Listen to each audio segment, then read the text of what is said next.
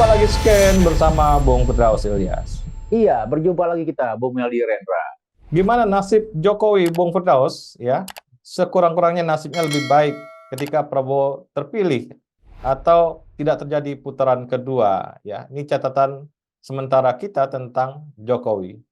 Namun nanti di perjalanan waktu setelah secara legal formal Prabowo terpilih jadi presiden, ini saya kira akan sedikit terjadi perubahan-perubahan ya dengan leadershipnya Prabowo yang berbeda dengan Jokowi, Bung Firdaus ya, dan juga latar belakang keluarga Prabowo yang jauh berbeda dengan Jokowi, sehingga keluarga besar Prabowo ini bisa memberikan masukan macam-macam gitu ya untuk kepentingan Republik Indonesia. Nah, di sisi lain karena ada ya saham Prabowo untuk kemenangan saham Jokowi untuk kemenangan Prabowo saat ini gitu ya. Tentunya kita akan melihat ada titipan-titipan Jokowi untuk pemerintahan ke depan.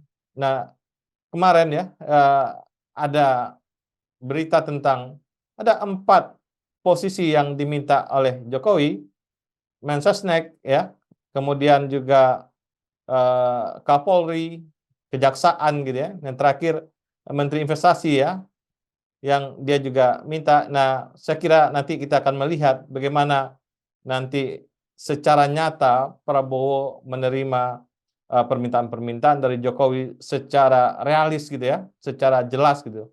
Karena seorang Prabowo adalah seorang konseptor, sedangkan Jokowi adalah seorang yang praktis, Bung Firdaus. Ini ada sesuatu yang berbeda kalau kita lihat nanti warna pemerintahan ke depan. Iya, Bu Meldi, menarik kalau kita berandai-andai ya, walaupun sekarang masih dalam posisi yang unggul, begitu baik itu real count ataupun juga hasil quick count, sebelum menunggu hasil resmi. Nah, orang sudah mulai memperdebatkan kira-kira begitu ya, kalau memang nanti memang disahkan dan melenggang secara bulat, misalnya Prabowo Gibran menjadi presiden dan wakil presiden, itu untuk apa namanya 2024-2029 nanti. Kira-kira siapa saja yang akan memberikan peran atau memiliki kontribusi atau mempengaruhi dalam sisi apa namanya jabatan-jabatan politik atau pemerintahan, Bung Medi.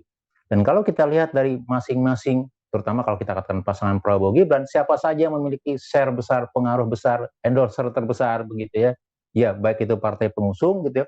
Selain dari partai pengusung atau juga dari pasangan calon sendiri, baik Pak Prabowo ataupun Gibran misalnya, ada juga faktor yang sangat penting, yang sangat besar itu faktor Pak Jokowi sebagai presiden saat ini begitu. Nah, pertanyaan publik adalah ketika Prabowo Gibran terpilih sebagai presiden, bagaimana pengaruh atau dampak? Apakah Pak Jokowi masih punya pengaruh di dalam penyusunan pemerintahan, Bung Meldi? Walaupun tadi Bung Meldi sudah buka kira-kira yang diminta itu apa saja sih, begitu ya, bentuk aktualnya begitu. Tapi di sisi normatif besarnya, apakah suara Jokowi akan jadi pertimbangan dalam pembentukan pemerintahan berikutnya? Menurut saya iya. Sedikit banyak itu akan sangat dihitung begitu ya. Artinya walaupun kita belum tahu nanti kira-kira komposisinya bentuknya seperti apa. Apakah dalam bentuk misalnya kebijakan gitu ya, misalnya tetap melanjutkan IKN, tetap melanjutkan misalnya mendorong untuk pilkada tertentu atau segala macam Bung Meldi, atau undang-undang politik atau segala macam, bisa jadi begitu. Tetapi kalau dari sisi komposisi personal misalnya, ini juga agak menarik, misalnya Pak Jokowi misalnya dikatakan begitu, ada rumor mengatakan ada 4 posisi begitu ya.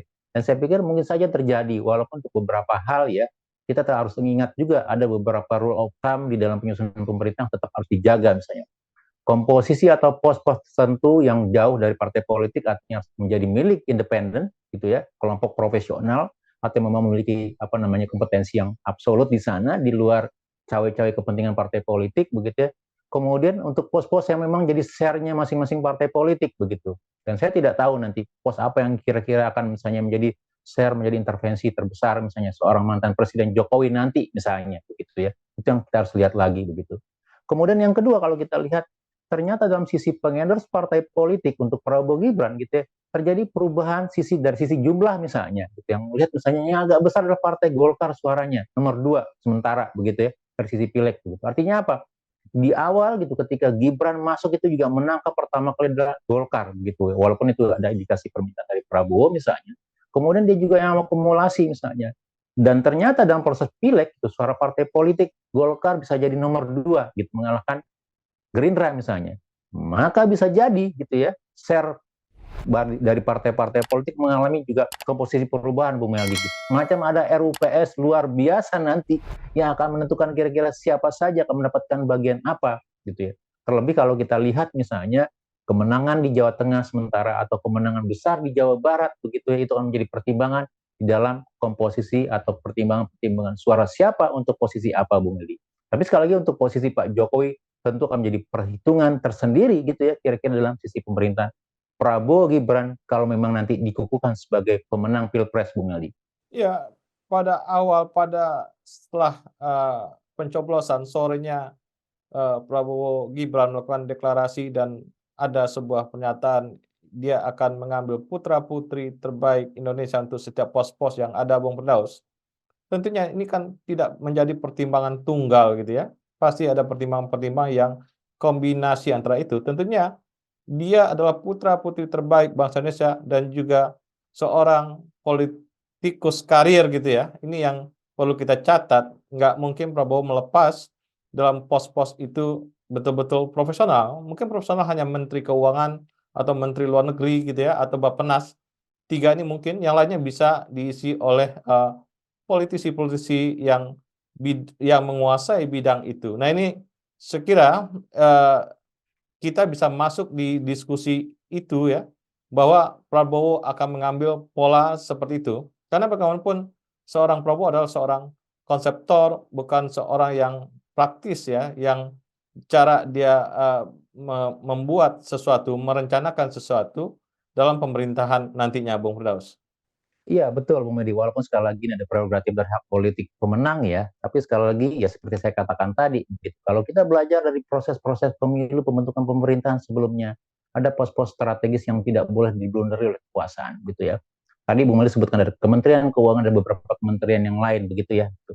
Dan yang perlu kita jaga juga adalah beberapa kementerian strategis dalam konteks penegakan hukum. Itu juga harus terlepas dari kekuasaan partai politik. Kalau kita belajar dari Pak Jokowi misalnya, bagaimana Kumham di bawah partai politik, kita menemukan hasil produk legislasi atau perundang-undangan yang benar menjadi PR sampai sekarang. Bagaimana pos kejaksaan itu masuk dalam partai politik, maka kita bicara penegakan hukum yang menjadi pertanyaan publik, apakah ini kepentingan kekuasaan atau tidak, misalnya. Termasuk juga nanti KPK, begitu. Begitu juga kalau kita bicara nanti kepolisian atau lebih bicara misalnya, oh iya nanti untuk apa namanya Panglima TNI dan seterusnya, gitu. Jadi saya pikir Prabowo Gibran kalaupun nanti memang dikukuhkan sebagai presiden, maka harus memperhatikan pos-pos strategis yang notabene harus benar-benar dikelola secara baik, secara integritas misalnya. Maka tidak mau tidak mau, saya mungkin dari sisi saya melihat misalnya kejaksaan atau kehakiman tidak boleh masuk dalam partai politik begitu. Harus diisi oleh orang memang memiliki profesional tersendiri, integritas yang kuat begitu ya. Karena apa? Judgment-nya bukan based on partai politik atau kelompok tertentu, tapi berdasarkan nilai dan norma yang ada begitu. Begitu juga Kementerian Kehakiman misalnya gitu. Dan ini yang menurut saya menjadi PR kita berikutnya, Bu Meldi. Jadi kalaupun memang iya begitu ya bahwa Prabowo Gibran akan dikukuhkan sebagai presiden dan wakil presiden begitu ya, maka mau tidak mau masyarakat sipil juga harus melakukan evaluasi untuk pos-pos yang selama ini di pemerintahan yang rawan benturan kepentingan, rawan persilangan etika dan apa namanya dan norma begitu ya. Kalau itu rawan dan segala macam, maka mestinya posnya diisi oleh orang yang tidak punya benturan kepentingan gitu. Termasuk misalnya untuk pos-pos yang terkait dengan perekonomian misalnya atau pertahanan keamanan gitu ya. Jadi walaupun sekali lagi nanti ada share Prabowo, ada share-nya Jokowi di sana begitu ya, bukan serta-merta misalnya gitu ya, mereka bisa dengan mudah atau dengan seenaknya gitu ya, mereka akan mengatur posisi tersebut gitu. Jadi saya pikir dia harus juga mempertimbangkan dari sisi politik, kemudian menjaga nilai keberlanjutan demokrasi, menjaga integritas berbangsa dan bernegara gitu. Dan itu juga yang akan menjadi dalam melihat nanti track record para calon-calon anggota komposisi kabinet atau pemerintahnya Pak Prabowo kalaupun memang nanti dikukuhkan.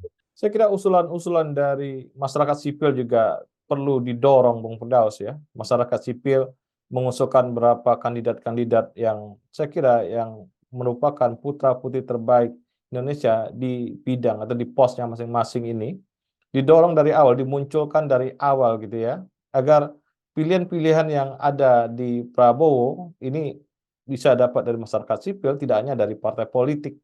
Ya.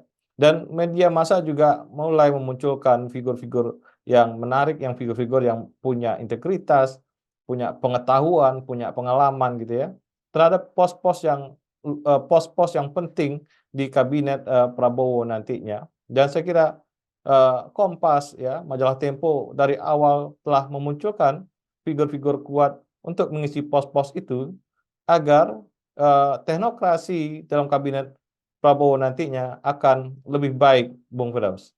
Iya betul. Jadi sekali lagi memang kita tetap mengingatkan itu. Mungkin mengingatannya lebih keras dibandingkan 2019, Bung Meldi. Salah satu kelemahan kita adalah kita kebablasan melihat misalnya bagaimana pulinan kebenturan kepentingan itu pada awal kabinet 2019 itu terjadi begitu. Dan yang kita petik 3 tahun, 4 tahun sesudahnya, ini yang kita rasakan sekarang.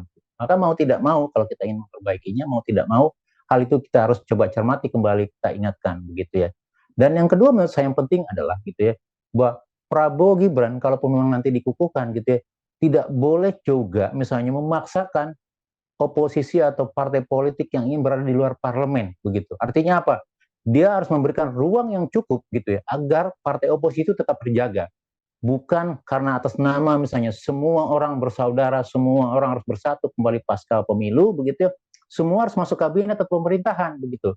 Dan ini menurut saya yang harus kita wanti-wanti juga gitu ya. Sehingga kalaupun nanti misalnya kita anggaplah, kita asumsikan begitu ya, di luar paslon yang kalah misalnya, artinya selain pemenang begitu ya, kita berharap partai politik PDIP, Nasdem, PKB, PKS gitu ya, tetap mengambil posisi gitu, menjaga marwah demokrasinya. Artinya apa? Tidak mudah terbujuk atau terayu untuk mengisi kabinet atau pemerintahan, begitu kemudian melupakan peran penyeimbangnya gitu. Karena sekali lagi kalau tidak ada penyeimbang dalam pemerintahan begitu ya, dalam sistem demokrasi ataupun juga nanti di parlemen gitu ya, legislasinya gitu ya, ya kita akan menemukan semacam penguatan arus kronisme, penguatan arus dinasti di sana begitu. Dan apakah tidak mungkin misalnya akan muncul lagi politik dinasti atau indikasi-indikasi misalnya yang melenggangkan politik kekuasaan karena pengaruh nepotisme misalnya, bisa jadi gitu ya. Mau tidak mau makanya itu harus kita batasi, kita ingatkan dari sekarang Bung Meldi. Ya, terima kasih Bung Firdaus. Iya, sama-sama Bung Meldi. Terima kasih banyak. Tetap semangat. Salam Indonesia bersih. Salam Indonesia bersih.